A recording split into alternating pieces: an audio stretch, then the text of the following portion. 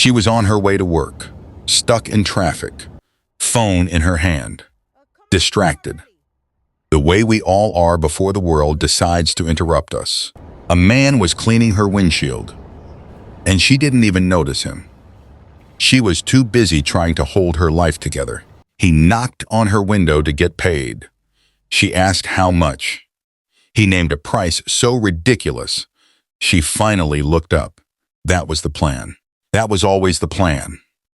What neither of them knew was that a few months from that moment, they would both be standing in front of their families, pretending to be in love. And somewhere between the pretending, something real slipped through. This is a story about two people running from who they were and crashing into who they needed to be. A billionaire, a window cleaner, one deal, and one secret that almost destroyed everything. This is a story about two people who were each carrying the weight of something they had not told anyone. Not fully, not honestly. And what happened when those two private worlds collided at a red light on an ordinary Tuesday morning. Nia Washington grew up in Atlanta. Not the Atlanta of crowded apartments and weekend hustle. The Atlanta of gated communities and private schools and the kind of social circles where your family name moved faster than you did. Her father, Raymond Washington, had built something real, a business empire that started with one construction company and grew over 3 decades into a network of properties, contracts, and connections that stretched from Georgia across the Carolinas. By the time Nia was in high school, the Washington name carried real weight in certain rooms. People adjusted their posture when her father entered. Doors opened before she knocked on them. Opportunities arrived unsolicited, already addressed to her last name rather than her first. For a long time, she accepted this because when you grow up inside something that large, you don't see it clearly until you step outside of it. Nia stepped outside at 26, and once she did, she understood why she had always felt slightly unable to breathe. She moved to Chicago, not because Chicago specifically called to her, but because Chicago was far enough away that no one would recognize her face and close enough that she could be home within 2 hours when it mattered. She took a job at a mid-sized marketing firm, entry level, on purpose. She had turned down 3 offers that arrived through family connections and would have placed her years ahead of where her own work could earn, and she wanted none of it. She wanted the slow version, the honest version, the version where she could look at what she had built and know, without any doubt, that it was hers and not the product of a name she had been born into rather than earned. She found an apartment she could afford on her own salary. She furnished it over the course of 2 years, one piece at a time. She made friends who did not know her last name. She built a life that was small, clean, and entirely hers. She loved it in a way she had never loved anything the name had given her. What she had not fully anticipated, or maybe had anticipated and deliberately looked past, was how quietly lonely independence could get. Not in any visible, dramatic way. In the small, accumulating way. The way it shows up at the end of a long week when there is nobody to debrief with. The way it surfaces when something genuinely good happens and your first instinct is to call someone. And then you pause because the people you most want to call are 2 states away. And every conversation with them eventually circles back to the subject you are working hardest to avoid. Nia had a full-looking life from the outside, a career that was growing, a social circle of people she liked and trusted on a reasonable level, a city she had genuinely made her own. But there was a specific kind of closeness she had shut the door on. And she knew exactly when she had shut it. She knew the exact face and the exact moment that had made her deadbolt that door from the inside. His name was Devon. She had met him 2 years into Chicago at a work event she had not particularly wanted to attend. He was the kind of charming that announces itself before a man even speaks. The kind that comes from someone who understands exactly how he comes across and has learned to use that understanding deliberately. He was attentive. He said the right things consistently enough to seem genuine. He made Nia feel, in the specific way she most needed to feel in those years, like the most important person in any room they walked into together. She let her guard down, gradually, the way trust builds when someone keeps showing up without failing. She introduced him to Camille, her closest friend in Chicago, the one person she had let fully past the wall. Camille was warm, funny, the kind of woman who checked on you on a Tuesday with no reason except that she'd been thinking about you. Nia trusted them both completely. For 14 months, she had no reason to do otherwise. Then, one evening, she came home early from a work trip with a migraine she could not shake and a takeout bag she had stopped for on the way from the airport. She unlocked her own front door, and she found something she could not explain away, could not misread, could not give another interpretation. There was no version of what she saw that was anything other than what it was. Devon and Camille, together. In the home she had paid for with her own salary, in the life she had built on the premise of honesty. She stood in the doorway long enough to make sure she was not wrong. She was not wrong.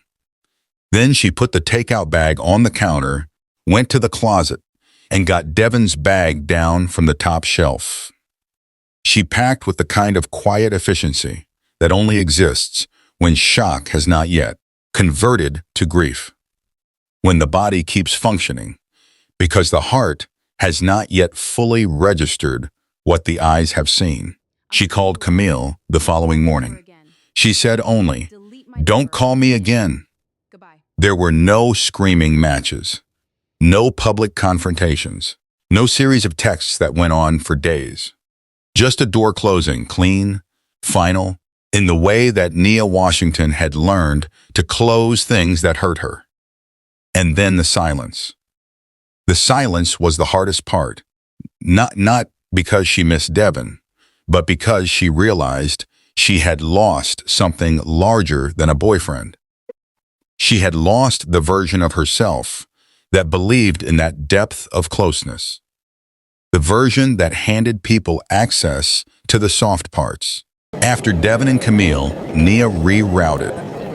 She threw herself into her work with a focus that was partly passion and partly purpose, and got promoted twice in 18 months. She became excellent at managing her image. Do you have the quarterly report? Gracious in public, right here. Thanks. warm at the surface, utterly impenetrable at the center. Of course, here you go. Perfect. She was good at it. Congratulations on the She promotion. was honestly yes, we're very so good proud at of it. you. Thank you both. And then her It means a father lot. got Cheers, sick. Cheers. Raymond Washington was diagnosed with stage 3 lung cancer at 61 years old. He had never smoked a single day in his life. The specific cruelty of that detail never stopped landing when Nia thought about it. She flew home the week of the diagnosis and stayed for 10 days. She sat with her mother Gloria in hospital waiting rooms.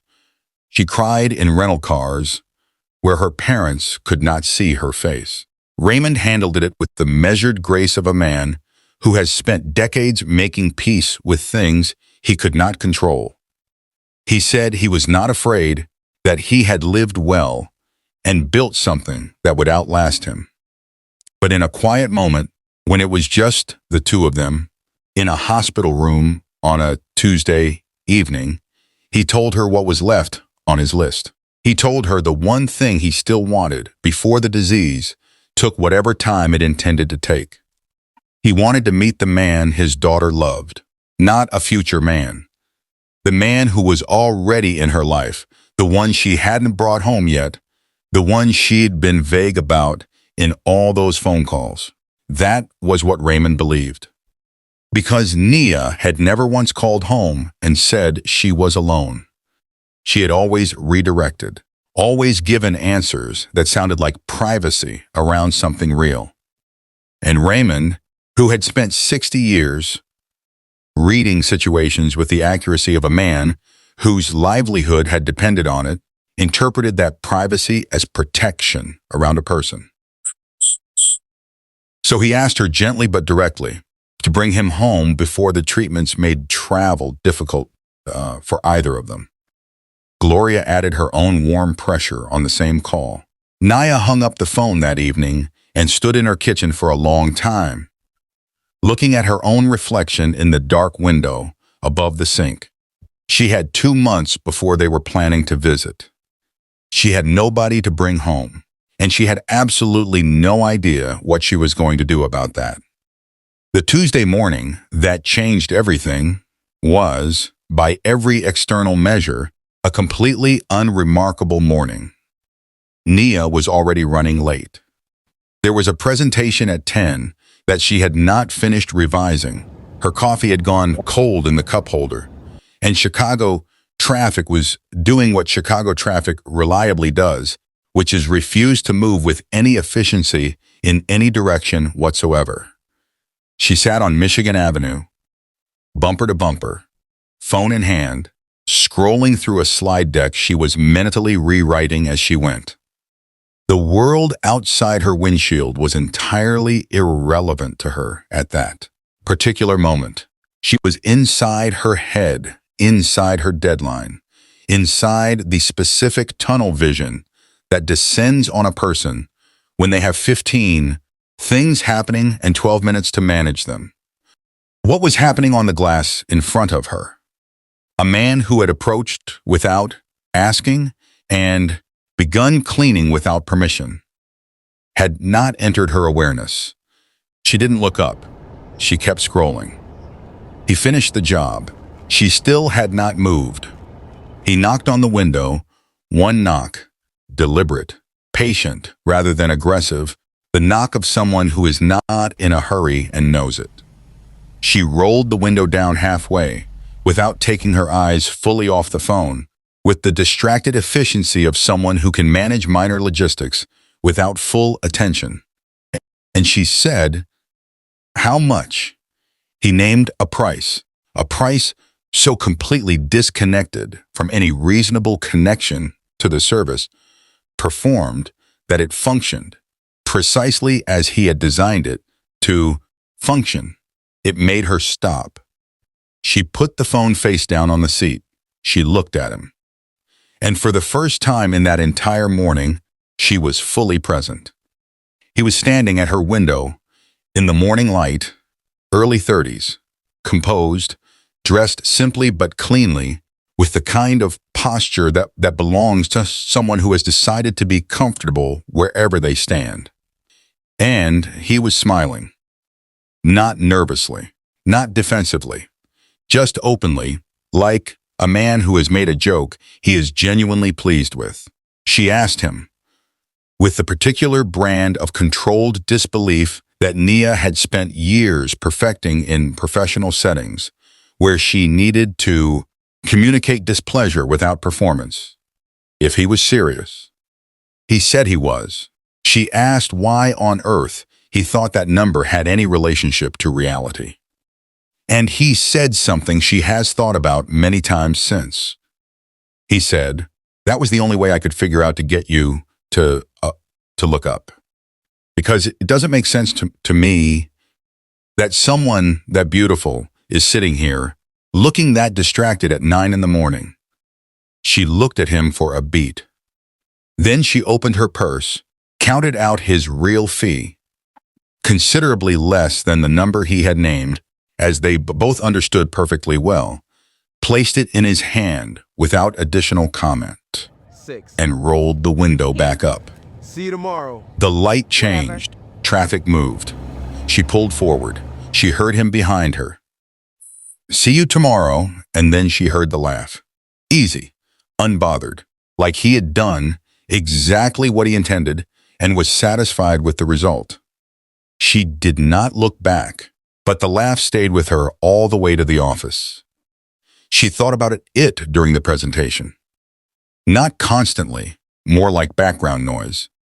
The way a conversation you overheard in a coffee shop keeps surfacing through the rest of your afternoon.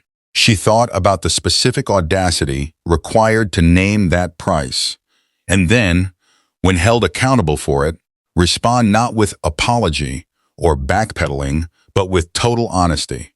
She had put the phone down, she had looked up, and she had, for a few seconds in the middle of the worst traffic in Chicago, felt something shift the way a room shifts when someone opens a window.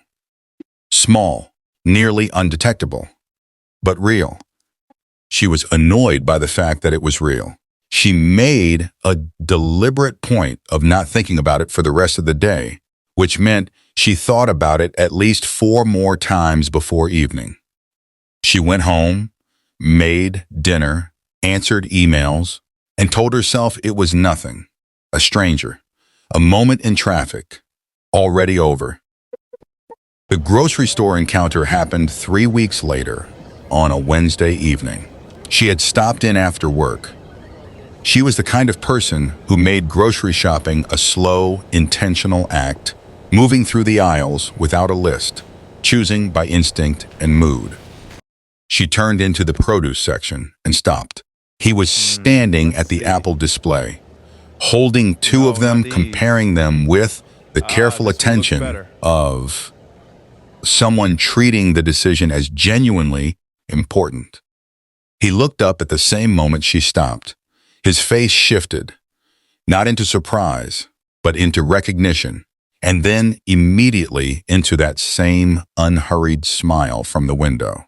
He said her name, which meant he had gotten it from somewhere, which she found immediately irritating.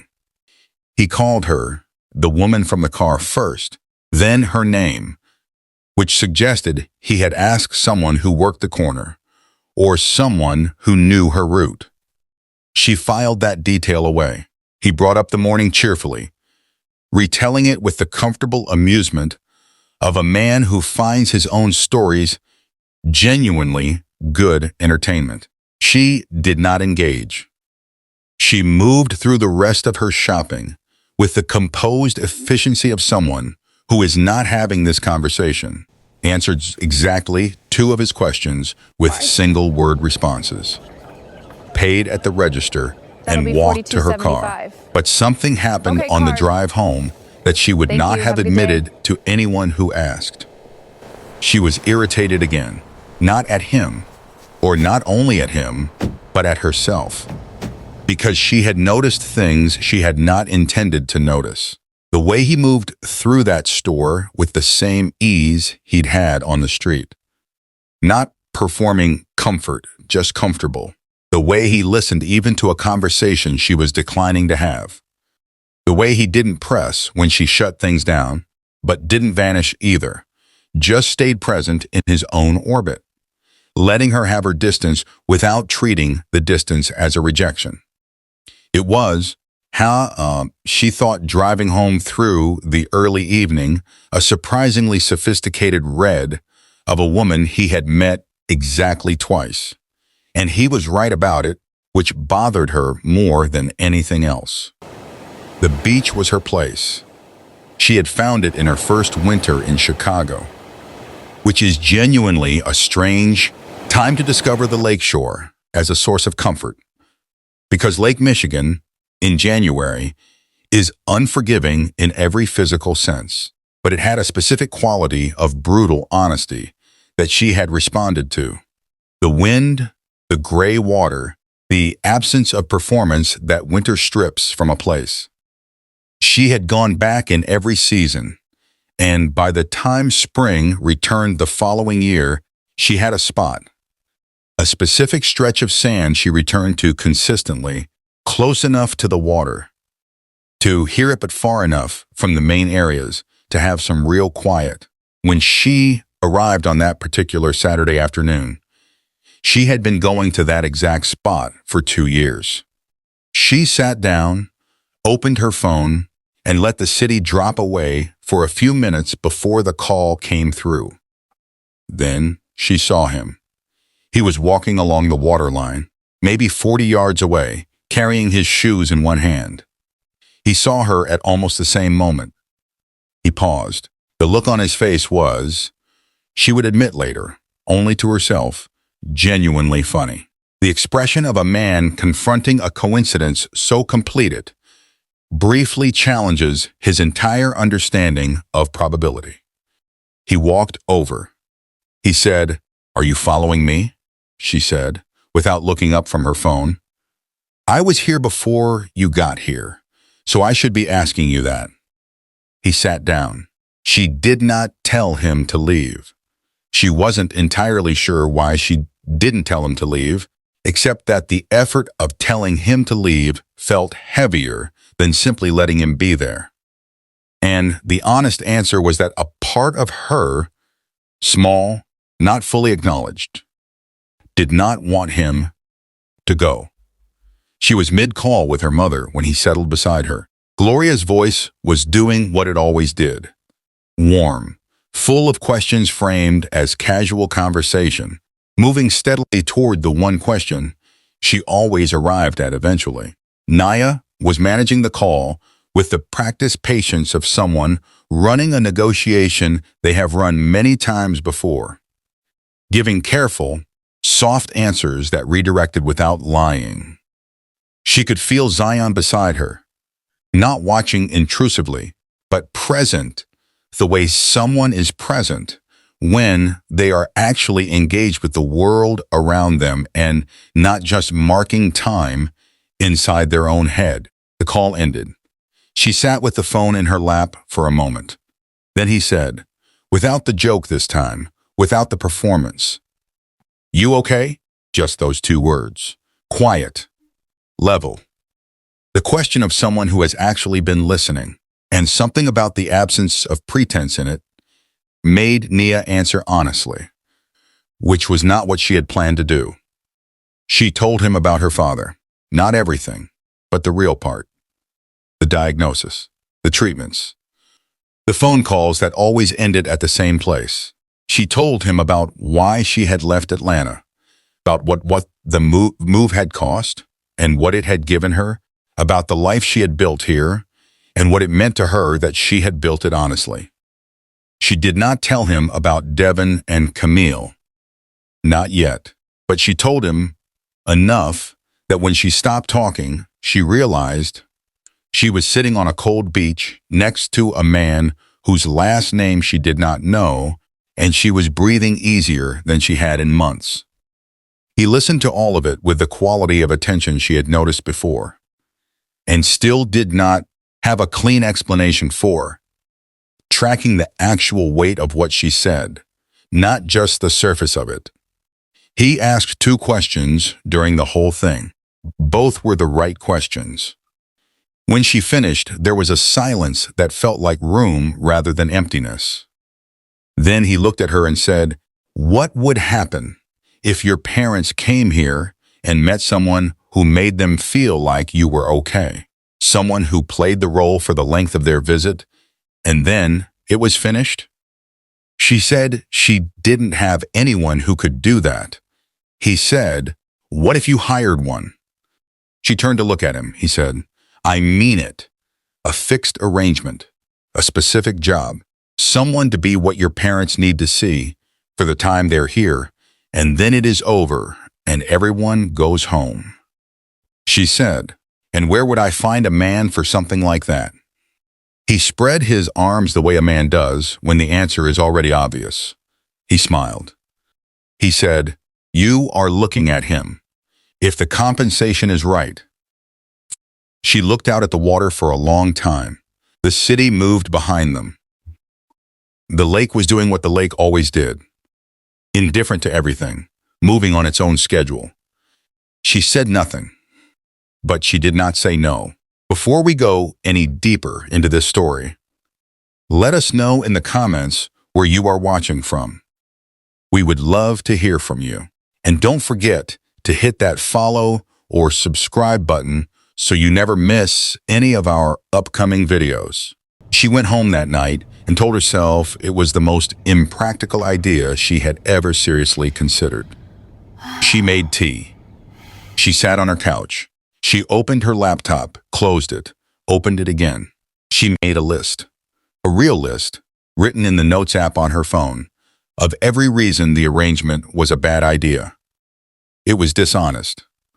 It was temporary by design, which meant it could only end in a more complicated version of the same problem. Her mother was too observant. Her father was too direct.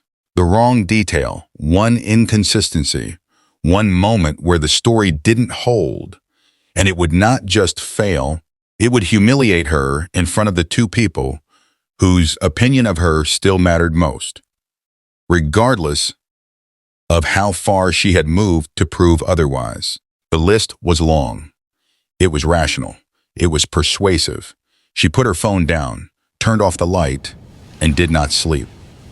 Not once. Not all night. She didn't sleep the next night either, or the one after that.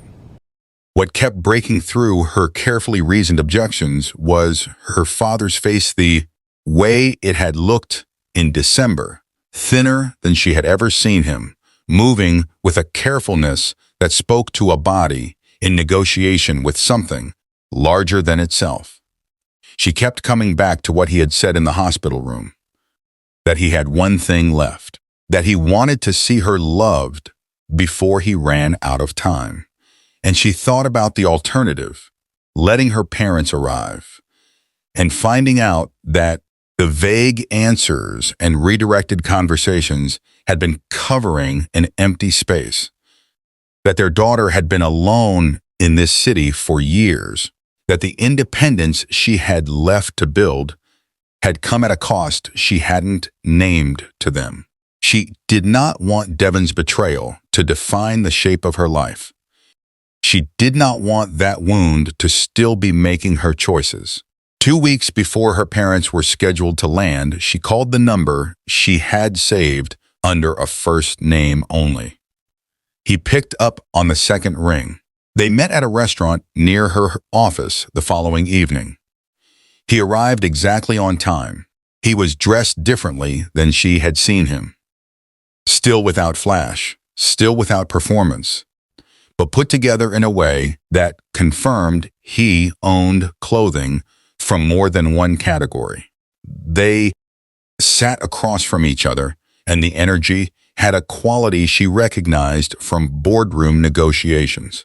Two people with clear positions and the mutual understanding that clarity would get them further than warmth. He had thought about this in the weeks since the beach. That was apparent from how prepared he was. He laid out his terms directly. He would stay in her home for the duration of her parents' visit. He needed full information. The origin story of their relationship, her family's history and values, her parents' temperaments and preferences, her father's medical specifics, every detail that a man who had been with her for months would naturally know. He needed time to prepare, and he would be paid when the job was complete, not before. She had her own terms, and she put them on the table with equal directness. No physical intimacy of any kind. No kissing, not for the camera, not for a moment of performance in front of her parents, not under any circumstance. If her parents expected expressions of affection, they would manage it through warmth and proximity, and the kind of ease that reads as real, without requiring anything she was not prepared to give. No access to any personal information beyond what was strictly necessary for the role. And the moment her parents' return flight was in the air, the arrangement was over. Complete. Clean. No ambiguity about what it was or what it was not. He listened to all of it without interrupting. He did not challenge any of it. He said, I can work within that. She looked at him across the table and said, My mother has been reading people for 60 years. She will see through a performance in under an hour. I need you to understand that, he said. I'm not going to perform. I'm going to show up. She wasn't certain what the difference was. She would understand it later. She gave him a document. It was 4 pages, single-spaced, and covered everything from her father's current treatment protocol and oncologist's name to her mother Gloria's love of old-school R&B and her deep instinctive habit of evaluating people by looking at their hands when they speak. It covered her parents' origin story, the values Raymond had built his business around, the things her mother considered non-negotiable in a man her daughter chose. It covered Nia's own history, where she had studied, her professional path, her reasons for leaving Atlanta framed in the version she was comfortable with him knowing. It included the story of how she and Zion had supposedly met, a version she had constructed carefully, set at a real work event she had attended 8 months prior, so she would have genuine memories to draw from if her parents pressed for detail. He read through all 4 pages at the table. He asked 3 questions when he was done. They were good questions. Specific. The questions of someone who was actually tracking what mattered and not just moving through the material. The preparation period was 2 weeks. Her personal stylist came to her apartment on a Thursday evening, took Zion's measurements with the professional efficiency of someone who does this 6 days a week, and assembled a wardrobe that landed in exactly the right register. Not expensive enough to draw questions, not understated enough to feel like an apology, the kind of clothing that reads as a man who knows himself and doesn't need to announce it. Nia watched Zion move through the fitting with a patience and familiarity that felt slightly out of place on someone who had been introduced to her as a man who cleaned car windows for a living. He stood comfortably while her stylist worked. He had opinions, quiet, specific opinions that he offered once and did not repeat. She noticed it. She did not say anything. She added it to the growing folder of things she was cataloging about him without fully examining why. What she had not planned for was how much they would argue. Not angrily, argumentatively. The particular kind of friction that happens when 2 people with strong positions and quick minds are trying to reach agreement on something that matters to both of them for completely different reasons. They spent 4 evenings working through the story, and nearly every session opened into a genuine debate. He thought the version of how they met was too smooth. Real relationships, he said, have friction in the beginning, a moment where it almost didn't happen, because that is what makes them feel lived in. She thought he was overcomplicating a fiction. He thought she was being defensive about the no physical contact boundary, in a way that her mother, who would be watching them constantly, would read as strangeness rather than restraint. She said he was looking for loopholes. He said she was afraid. She told him she was not afraid of anything. He said, "You are afraid of the parts of this that feel real." She told him to stay focused on the job. He smiled at her in the specific way he had when he knew he was right and was choosing not to press it further. She found that smile unreasonably aggravating. It happened on their second practice outing, an evening they had planned for the specific purpose of calibrating how they moved through a shared public space, what they naturally defaulted to, what needed adjustment before her parents arrived. They chose a restaurant on the north side, upscale without being formal, The kind of place where the ambient noise is high enough for a real conversation, but the lighting is close enough to notice things. They had ordered. The evening was going well, which was itself a small surprise. She had expected it to feel more like work, and it had started to feel more like dinner. Then Nia went very still, not dramatically, just a specific quality of stillness that Zion noticed immediately because he had been paying enough attention to her over the past 2 weeks to recognize when something had changed in her. He followed her gaze. Across the room, being seated by a hostess with the smooth ease of someone who frequents places like this, was Devon. And beside him, hand resting on his arm with the familiarity of someone who has been in that position long enough to stop performing it, was Camille. Devon saw her within 60 seconds.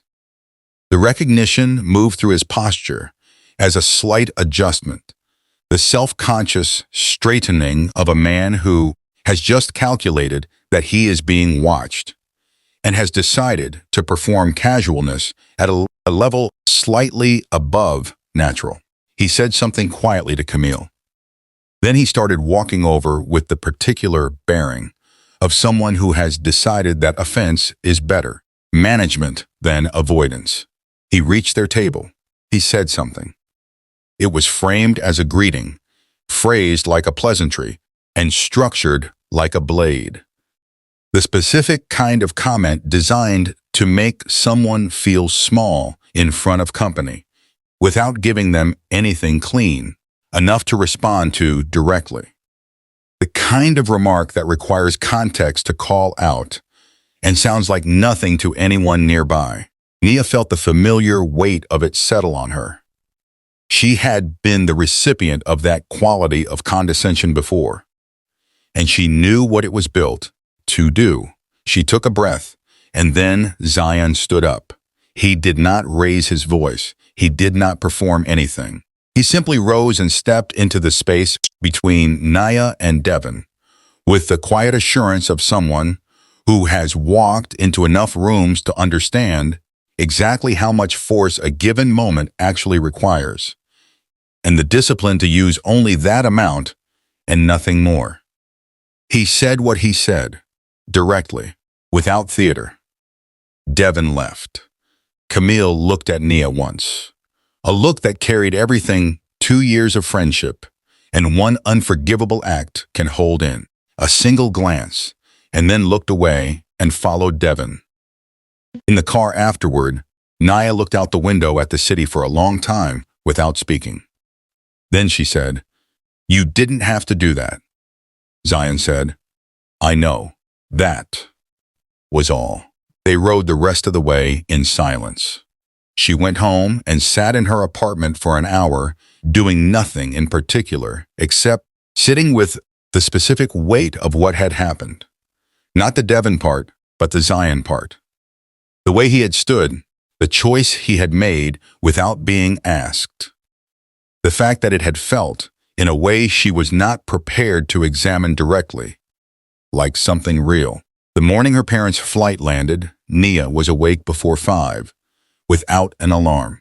She lay in the dark and ran through the inventory tree she had been running every morning for 2 weeks.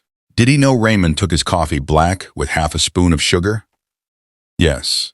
Did he know Gloria would try to feed him within 30 minutes of arrival, and that declining would be received not as politeness, but as distance? Yes. Did he know that Raymond Washington communicated love through direct, pointed questions about your plans and your principles?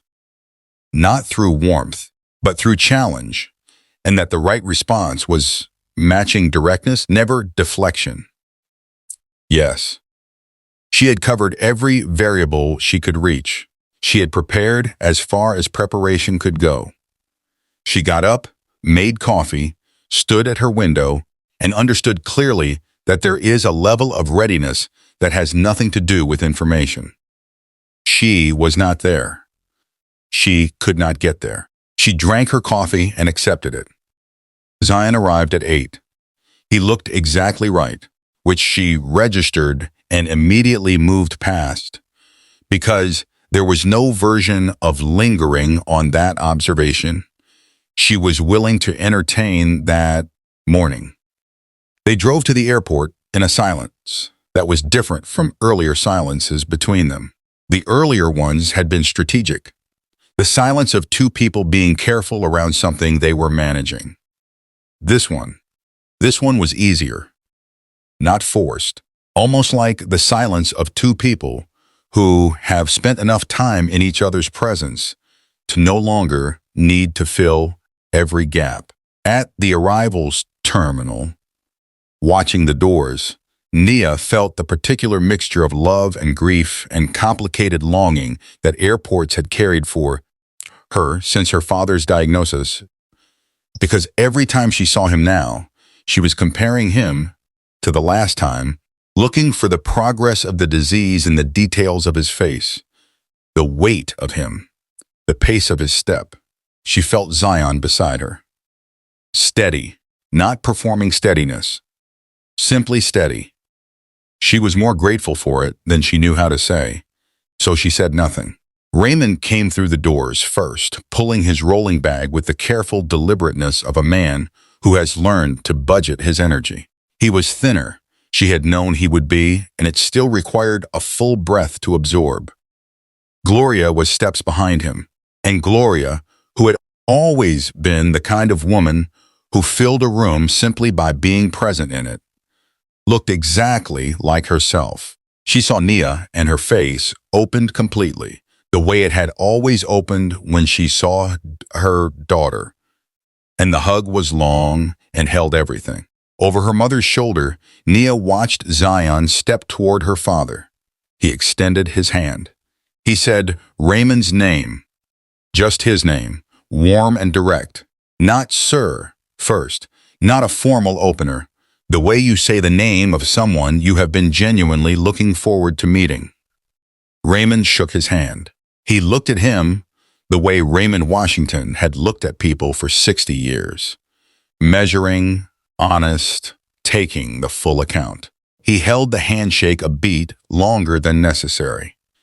Then he nodded once. It was the nod of a man who is willing to continue. The flowers were the moment with Gloria. Zion produced them when they reached the car. Peonies, pale pink, wrapped simply.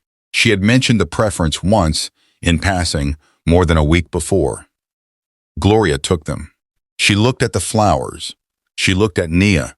She looked at Zion with the specific expression of a woman whose theory about a person has just been quietly confirmed by a single, unasked for detail. She said, "How did you know these were my favorite?" He said, "Nia talks about you and Raymond the way people talk about the things they love most. The details come naturally." Gloria looked at Nia one more time. Nia kept her expression even. In the car, Raymond asked Zion direct questions about his work, his family background, what he valued, what he was building, the kind of questions that Raymond had always used as diagnostic tools, rather than conversation, delivered without apology and meaning no offense by their bluntness. Zion answered each one squarely, with the same directness Raymond used to ask them. Raymond asked a follow-up on the third answer. That meant he was tracking closely. That meant it was going well. The plan had been for Zion to stay through the first evening and return to his own apartment, to come and go during the visit with the natural rhythm of a man with his own life and schedule. Gloria ended that plan in the car the way Gloria ended plans she disagreed with, not through argument, but by stating a better option, as though it were simply the obvious arrangement that had somehow been overlooked. "You'll stay," she said, not a question. "We didn't come all this way to see you in shifts. We want time with both of you together." Raymond said, "Your job can spare you. Nia took time off. Stay with us." Zion looked at Nia. Nia kept her eyes on the road ahead. He said, Of course, the boundaries she had constructed over 2 weeks of careful negotiation had just been rearranged by a woman holding pale pink flowers in the back seat of a car, and there was absolutely nothing Nia could do about it. What she had not anticipated was how natural it would feel. She had expected performance, the sustained, effortful maintenance of a fiction that would tire both of them and require constant management. What she found instead was something that did not require the same energy because it was not entirely constructed. Zion moved through her home and her family's presence with an ease she could not fully account for by preparation alone. He knew which chair was her father's and always left it. He helped Gloria in the kitchen without making it a gesture. Just did it, the way someone does when they are used to being in family spaces. He sat with Raymond in the evenings and let the conversation go wherever Raymond needed it to go. His history, his work, the lessons of his career, his feelings about his illness, handled with the same direct engagement Raymond brought to every subject. He remembered small things, how Raymond took his coffee, that Gloria's knees ached in cold weather, that she appreciated when someone anticipated her need before she had to name it. He did not perform caring. He was simply present in the way of someone who has chosen to be there. By the fourth day, Raymond was calling him son. Nia heard it for the first time on a Wednesday morning. Raymond saying it in the kitchen, naturally, without intention, the way you say something you have already decided is true. She stopped in the hallway outside the kitchen door for a moment before walking in. She was not ready to be in the room with the sound of it yet.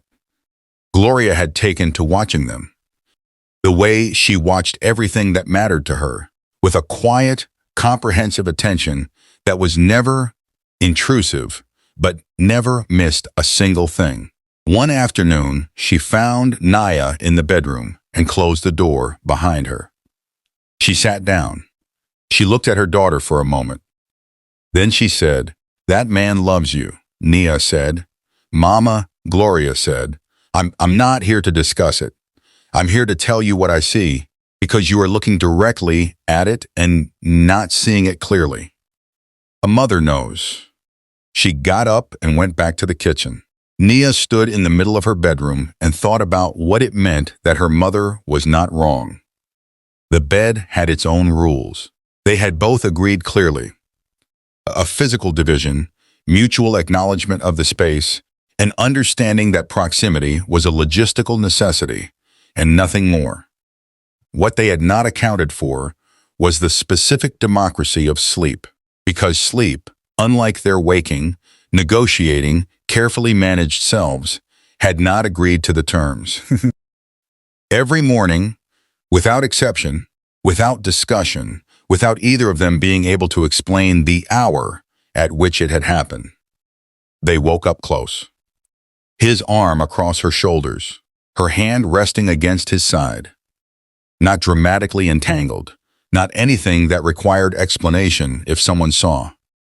Just close, in the way of two bodies that have decided, in the absence of conscious supervision, that this is the place they belong.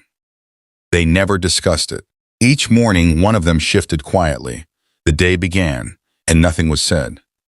But the mornings were accumulating, and both of them were carrying that accumulation somewhere beneath all the careful, deliberate management of everything else.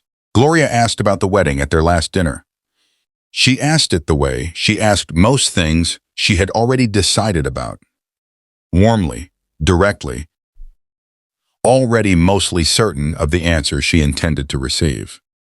She looked at both of them across the table and said, "So, when is this happening? Because your daddy and I are not getting younger, and some of us are working on a timeline." Raymond looked at Zion. Zion looked at Nia, and in that moment, Something moved between them that had no name yet. A look that was not performance, not the practiced ease of two people maintaining a shared fiction. It was a real question, an honest question that one of them was asking, and then the other was receiving, and both of them understood what it actually meant. Nia said, "We are talking about it." She meant it in a way she had not planned on meaning anything that evening. The airport on departure morning was the hardest part. Raymond held Nia in a long embrace at the departure doors. He said something quietly in her ear, just a few words. Said the way her father said the things that mattered most, without framing and without ceremony. She closed her eyes and held on. When he stepped back, he looked at Zion and said, "Take care of her the way she deserves. And don't let her push you away with those walls of hers. They are protection, not rejection. Remember that." He shook Zion's hand.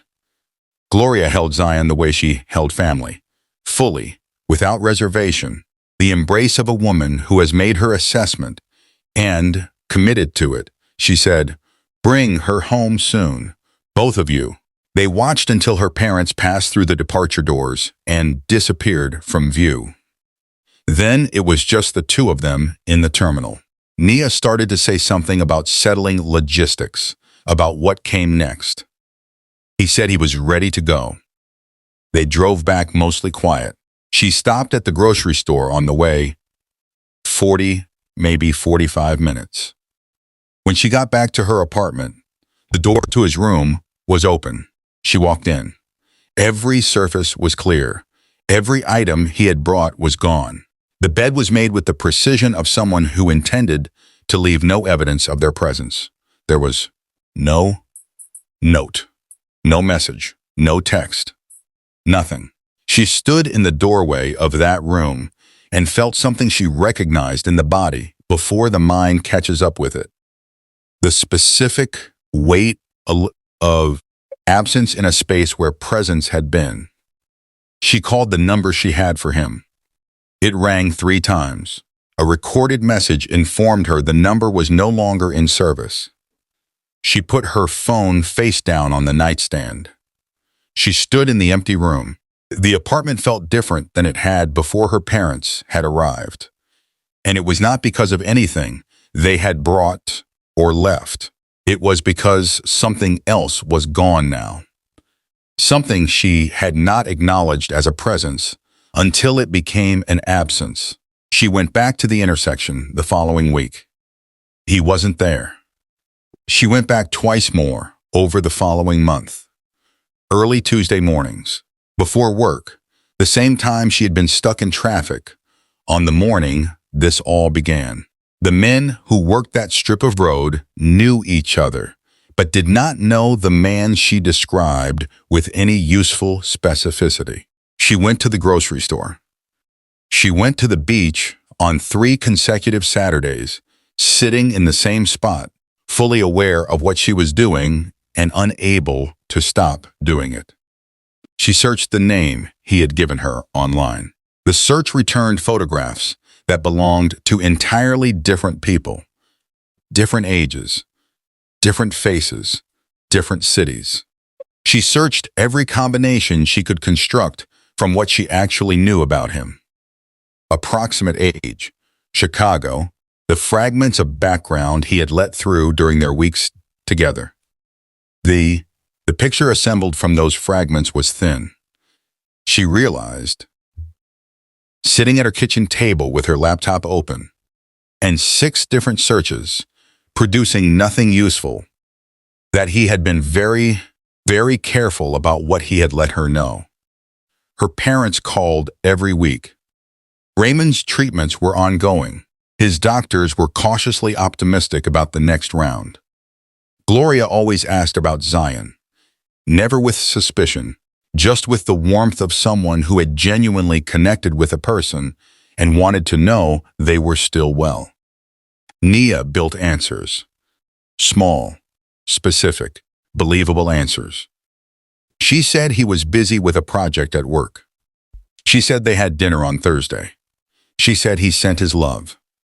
Each call, she constructed a parallel version of her life in which a man who had vanished was still present, still warm, still the person her father had called son at a kitchen table 3 weeks ago. At the end of each call, she set her phone down and sat with the weight of someone maintaining a story that was costing her more than it should. Not because the lying was difficult, because what was underneath the lie had gotten louder than she knew how to manage. She missed him, not the arrangement, not the role, not the usefulness of what he had provided. Him, the specific, unrepeatable texture of a person she had not fully understood she needed until he was not there anymore. 4 months after his room went empty, she heard a knock at her door on a Tuesday evening. She opened it. He was standing there. Same posture, same composure, the same quality of stillness that had never read as indifference, because it was never indifference.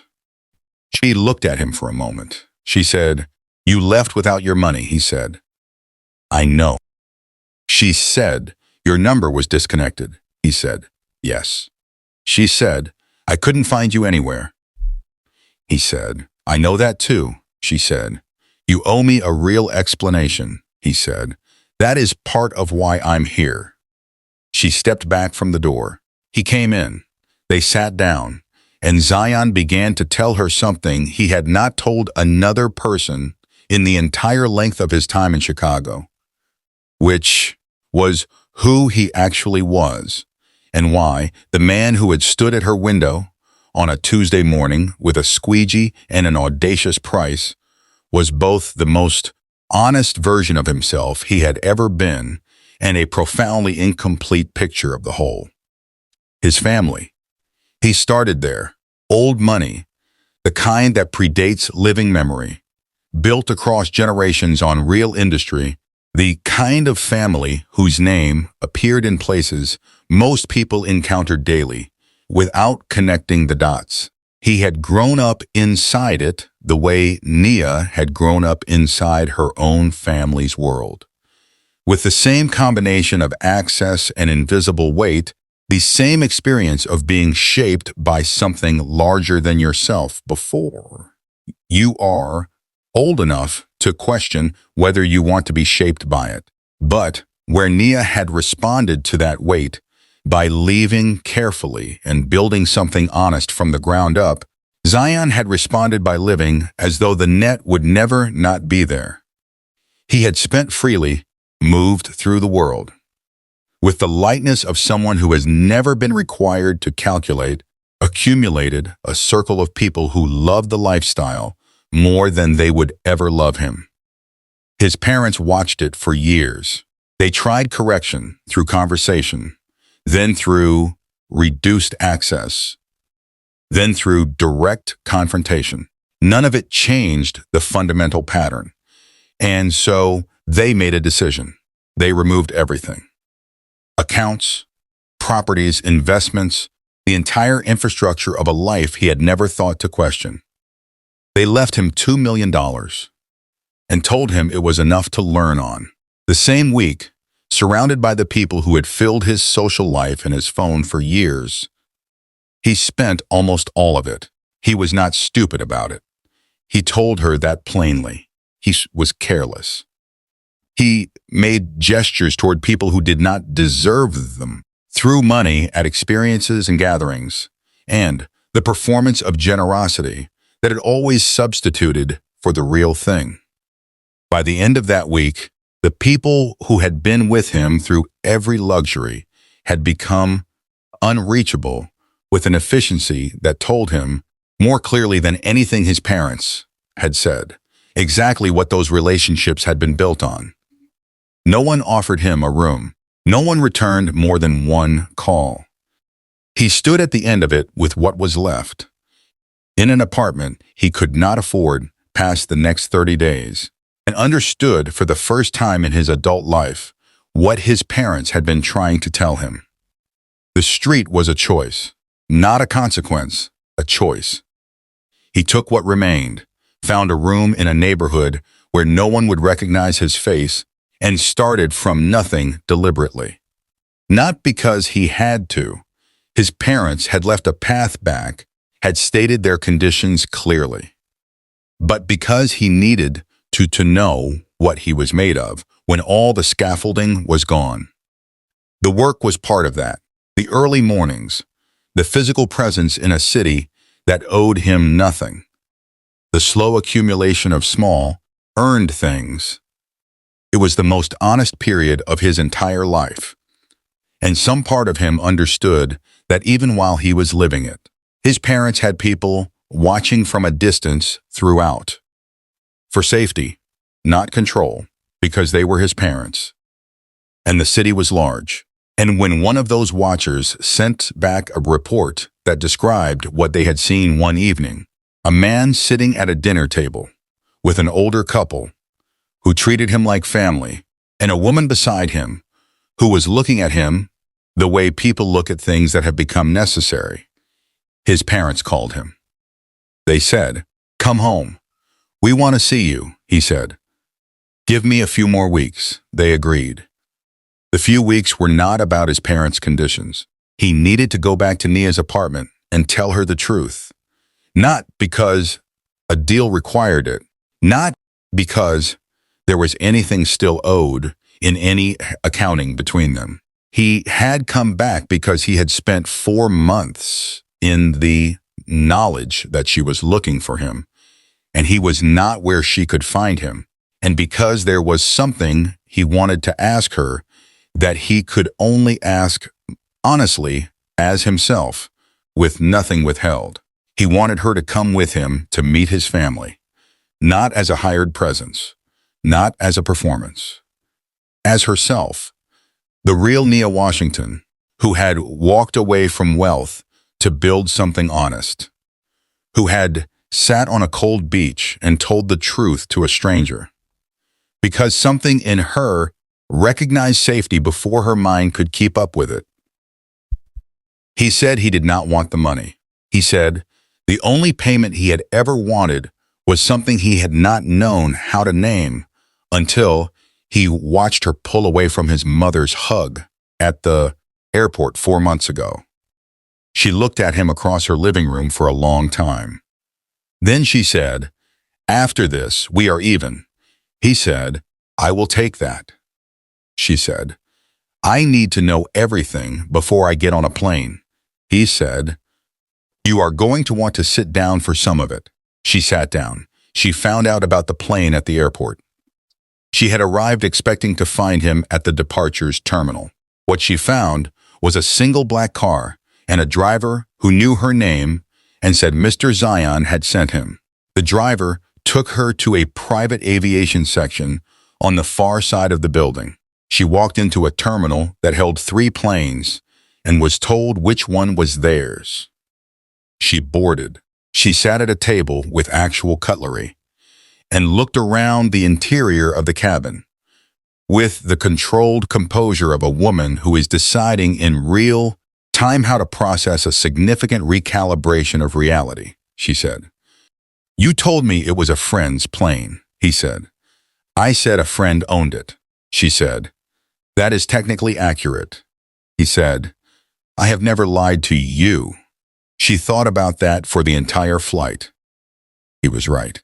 She went back through every exchange, every detail he had offered, every answer he had given.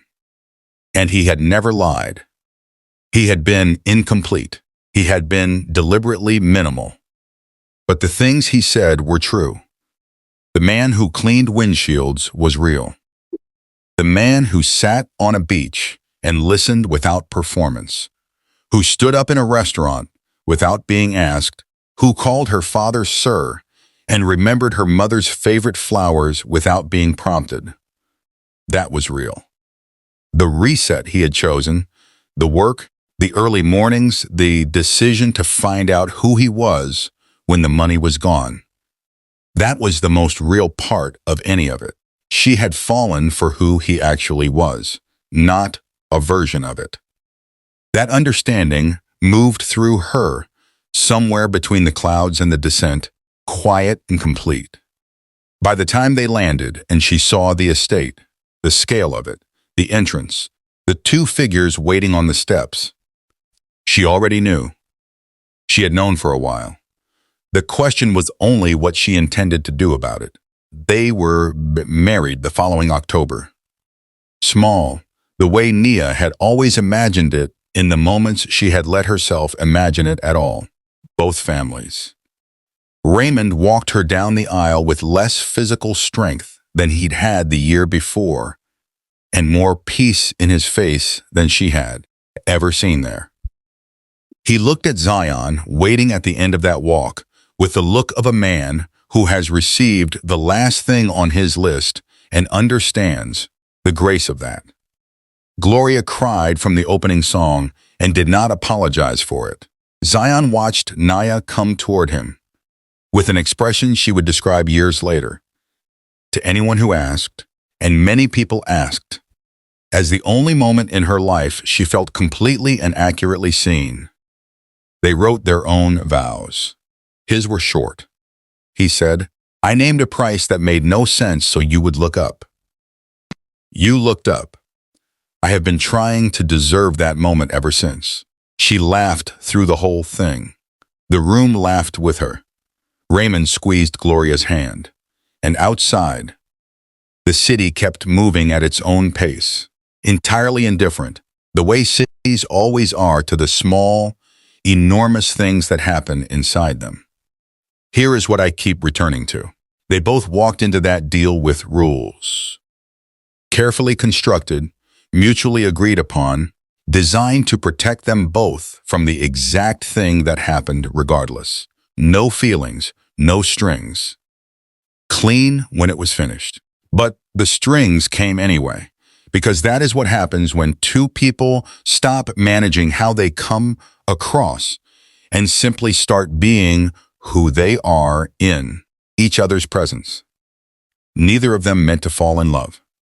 They were both too busy protecting themselves from it. And somewhere in all that protection, in the 4 pages of notes and the arguments about story details and the morning they woke up close without meaning to, and the evening he stood between her and Devon without being asked, the thing they were both guarding against arrived quietly and made itself at home. That, I think, is the only way it ever actually arrives. Not through the doors you leave open, through the ones you forgot to watch. So here is my question for you, and I want you to be honest with yourself before you answer it. If you had been in Nia's position, if you had hired someone, set the terms, built the walls, at what moment would you have known? Not suspected. Known that this was no longer a deal. That the man who started as a line item in a plan born from desperation had become something you did not have a word for yet. Some of you are going to say the beach. Some of you are going to say the restaurant when he stood up. Some of you, the most honest ones in the comments, are going to say you would have known from the windshield, because some things announce themselves before you are ready to hear them. Drop your answer below. Tell me when you knew, or if you would have done anything differently at all. Share this with someone today who needs to hear a story about two people who ran from the right thing and found it anyway. And I will be back next week with another one that will stay with you just as long. See you soon.